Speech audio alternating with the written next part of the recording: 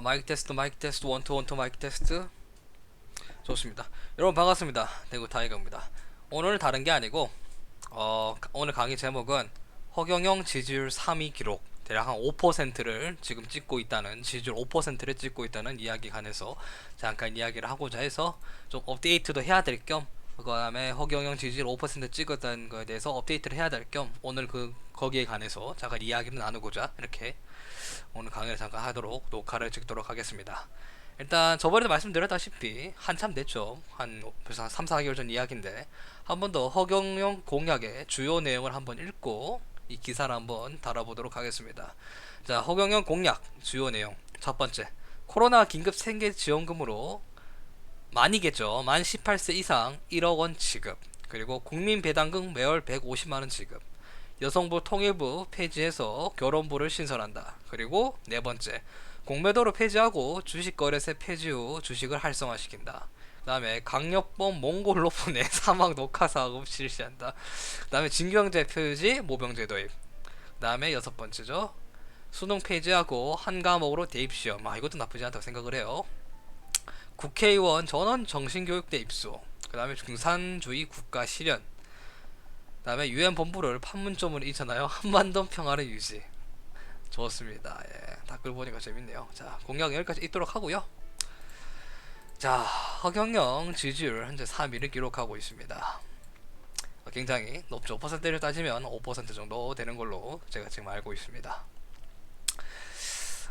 지금 우리가 여기서 이야기를 한번 나눠봐야 될 거는, 자, 이쯤에서 이제 대선이 한 2개월 반 정도 남았다는 가정하에서 이제 허경영 지지율이 5%를 찍은 거에 관해서 잠깐 이야기를 한다면은, 우린 여기서 아주 놀라운 점을 발견했다, 그리고 의외다, 이런 반응을 보이실 거라고 생각을 합니다.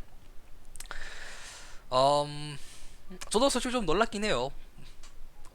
지금 얼마 남지 않았는데 생각보다 허경영의 지지율이 5%를 찍었다는 것에 대해서 놀라움을 금치 못하고 있어요.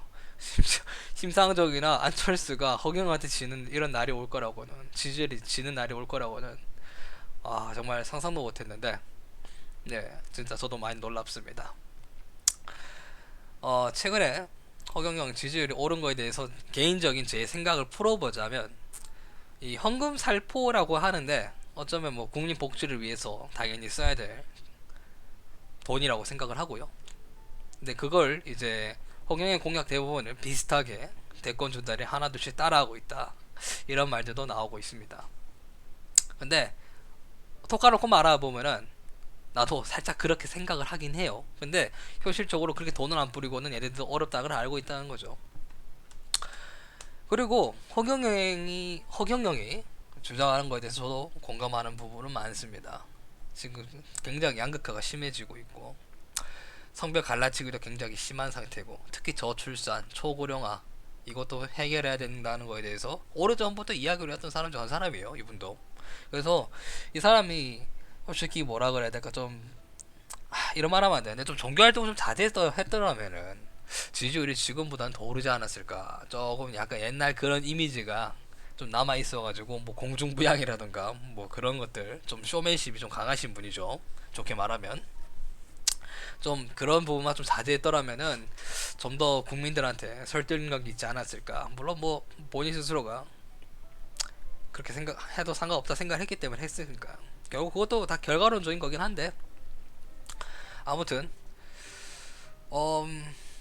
뭐랄까, 요즘 나라 꼬라지가 참 말도 안 된다 그러잖아요. 거기다가 뭐 참 대권 주자들 보면 참 뽑을 사람이 없다, 이게 참 대세라고 생각해요. 저도 진짜 뽑을 사람이 없다.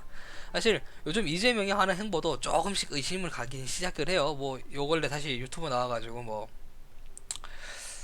아예 처음으로 원점으로 돌아가겠다 뭐 이런 말을 했었는데, 글쎄요.